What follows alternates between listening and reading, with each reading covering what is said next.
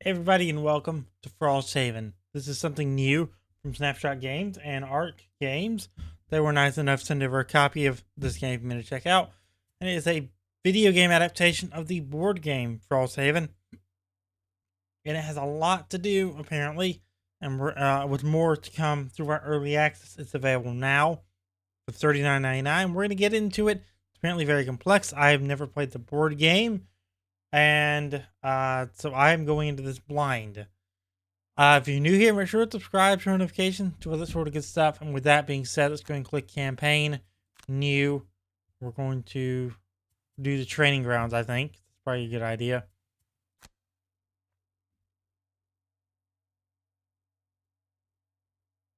Let's see what this game is all about.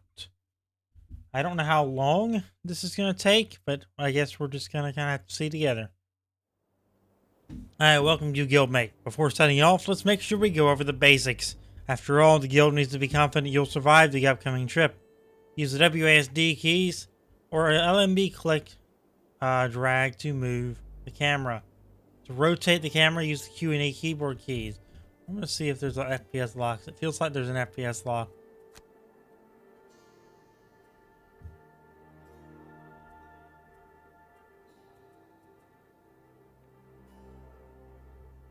There was an FPS lock. Rotate the camera, use Q and A to zoom in and out, use the mouse wheel. The ability cards represent the actions heroes can perform during the course of the game. This includes movement on the field. Heroes can usually use 2 ability cards per turn. You can view an ability by inspecting it. Move the mouse cursor over one of them and use T to inspect it. You can inspect various things. Okay, I did not mean to click that. Select both ability cards. Press the End Selection button. Each ability card is divided into 2 parts, top and bottom. Each part represents an action. A hero must perform at least 1 top and 1 bottom action during their turn. Select the bottom action to the tip of the spear card to move. Since you selected the movement action of the tip of the spear card, you can move up to 4 hexes on the grid. LMB click on the highlighted door hex to confirm.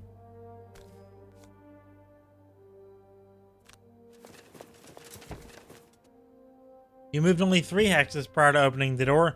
You can move 1 more hex. Okay, so you made it through. It was quite easy, wasn't it? Yeah, that was quite easy. Activate the alternate half of the remaining cards. So we activated the bottom half of the tip of the spear, so we now need to activate the top half of the javelin. LMB click on the guild mentor. Confirm target.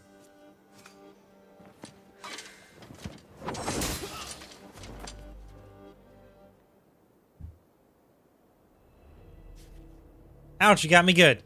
This covers the basics. Now let's proceed with more advanced topics. I can do that. I can proceed with more advanced topics. And it'll probably take a minute to load, so we'll be back once it loads. Survival Far North is dependent on your combat skills. Let's proceed with exploring more advanced topics. During combat, participants take turns based on initiative. The card with the lowest initiative value is played first.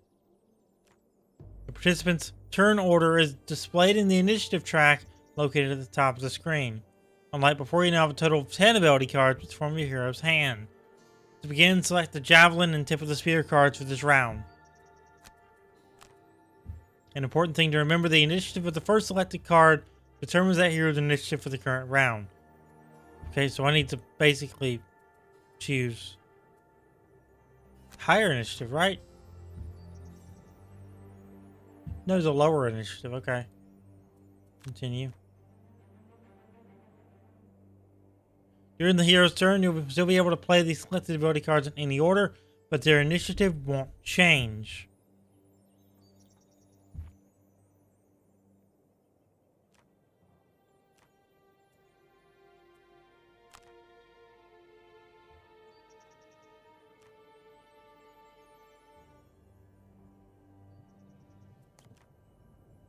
But the bottom main action is the tip of the spear card to move away from the guild mentor. confirm movement. Your hero spent 2 movement. Your essential action has a 4 movement total. You were able to reach your destination. You have 1 movement left, but you were good at a good spot, so let's skip it by pressing the skip movement button and finish this action. Performing an action discards the ability card, making it unavailable for selection in the next round. If your hero runs out of cards before the main quest objectives are completed, the quest is over. This is a good spot to complete a ranged attack.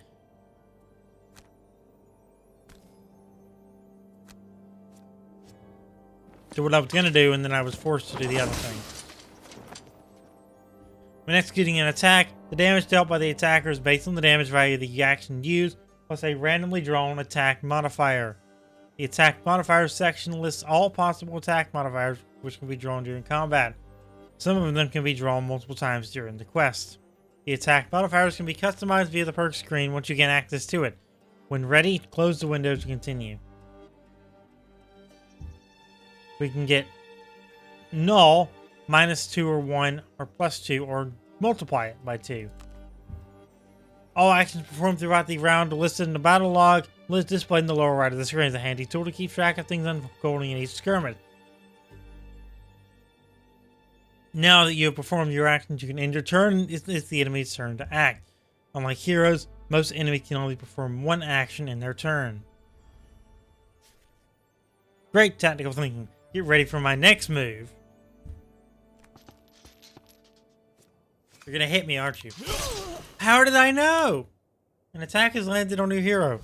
Normally that would deal damage and cost you health points, but there are ways to eliminate or reduce that by making other sacrifices. To avoid receiving damage from attacks, you can use the following option. Lose 1 available card or lose 2 discarded cards. Choose the lose 1 available card option. We even get to choose the card, okay. We don't really have use for a wall, so I get losing that one. Losing ability cards to avoid damage should be used strategically and sparingly, since you can no longer recover them in the current quest. Any lost cards can be used again when you start a new quest or restart the current one. Despite not taking damage, the attack managed to inflict a status effect on you. The inflicted effect is immobilized. It will prevent you from moving until it's removed. Status effects are beneficial or penalizing conditions which affect a character until they are removed.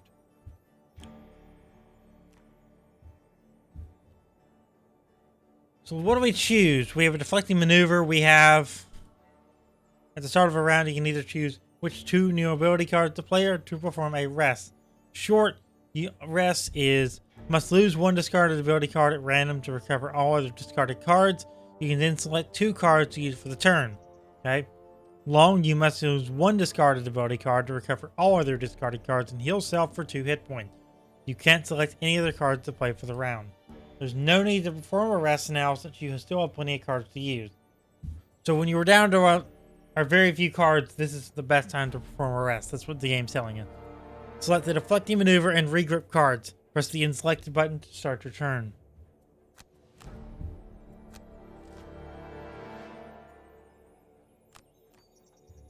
Note that there are actions in the middle of each ability card.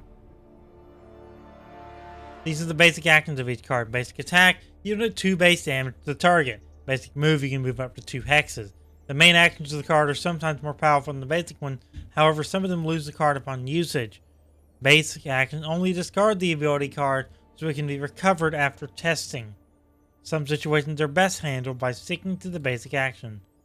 Select the basic attack action of the deflecting maneuver card.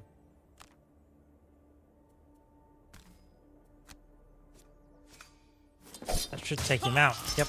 I've taught you well. I'll go tend my wound. Enjoy your spoils. When defeated, some enemies drop loot. In order to pick it up, a hero you control needs to be on the hex the loot is located on before the end of the turn. Additionally, some ability cards include actions that will allow for loot collection. Select the basic move card. Confirm movement. You need to be on this hex when the turn ends to collect the loot, so press the skip movement button to finish your move action in the turn. Victory! You're showing great potential. Let's proceed to my final lesson. let's do it, shall we? I hope this is the final lesson it has told us, so we'll be able to get into an actual campaign mission in the next episode. It's time to begin with your final test. Let's see how you'll fare against multiple opponents. I brought my trusty hound with me for this one. Fear not, yes, you won't be alone in this challenge. Need your aid for today, the Inox Drifter. There's a trap there. Your party size can be between 2 and 4 heroes, and there. And there. To switch between the heroes, you can use the party column located on the left side of your screen. Since you control 2 heroes, you must select ability cards for both of them. Remember, you need to select 2 cards for each hero. First, select Deflecting Maneuver and Javelin. Now let's switch to the Drifter hero by left-clicking on their portrait. Violent Inheritance and Prudent Preparation and Selection. That hound has a snarky smile on him. Select the basic move action of the Deflecting Maneuver card.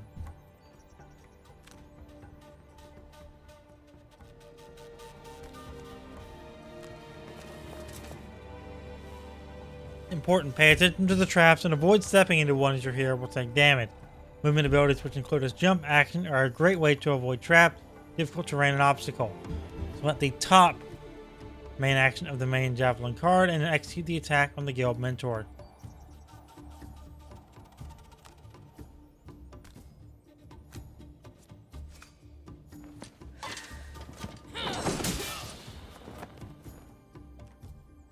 In the Banner Sphere's turn. At the Drifter's turn.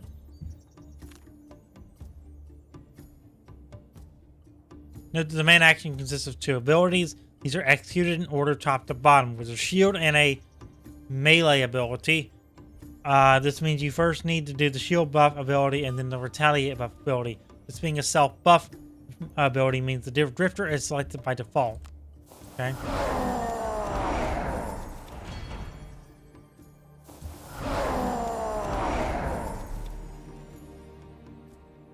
The buffs applied, let's proceed with attacking.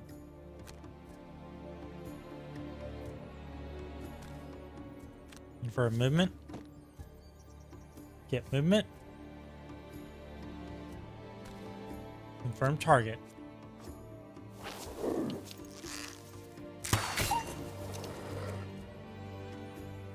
Press the End Drifter's turn button to conclude your hero's actions for this round. We got a healing pot.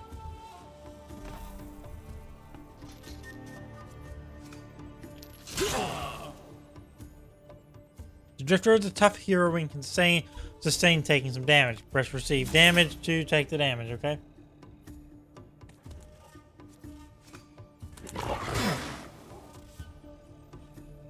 These attacks are weak, so you can afford to take more of them. Press the receive damage button to proceed. You may have noticed that the retaliate buff triggered both times when the Drifter got attacked.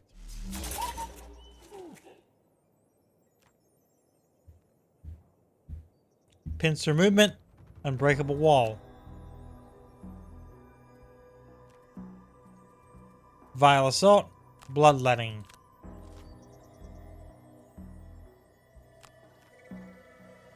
Since the Drifter got hurt, now it's time to use the healing potion looted earlier. Confirm target. Select the Bloodletting card's main bottom action. Attack the Guild Mentor. Okay. You had the Bloodletting ability Wound. The Vile Assault card. And attack the Guild Mentor with the first ability.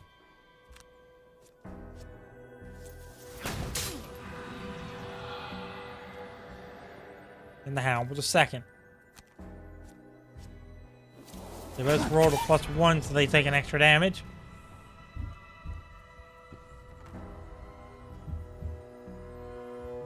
There's a good opportunity for you to use a pattern-based action. These actions are powerful but require a specific position of your heroes and enemies to be executed. Use the bottom basic action of pincer movement to move to the highlighted hex and activate the trap.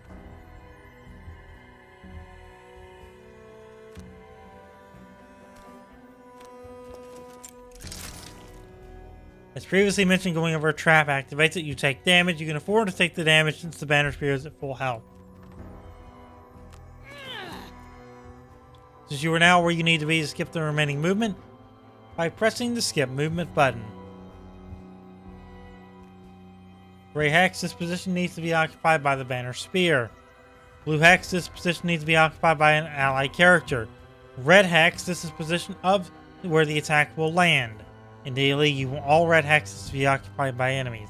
According to the position, your ally needs to occupy the left hex to the banner spear. Currently, the drifter is to the right. We need to do something about this.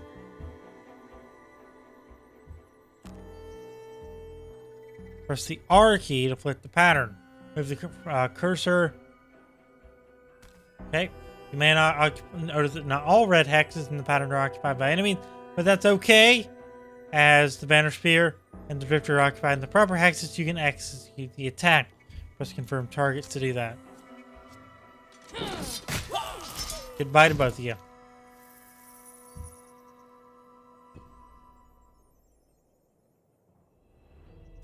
Victory! You have mastered all I need to teach you. I will report back to the guild that you are adequately prepared for the trip ahead. I wish you safe travels and will gladly hear the stories of your adventures if we are to ever meet again. And with that, we're going to go and wrap up. If you enjoyed this episode of Frosthaven, make sure to drop a like on it, subscribe, turn notification, and I'll see you next time as we move into the full game of Frosthaven. That's going to do it. I'll see you next time. Thanks for watching.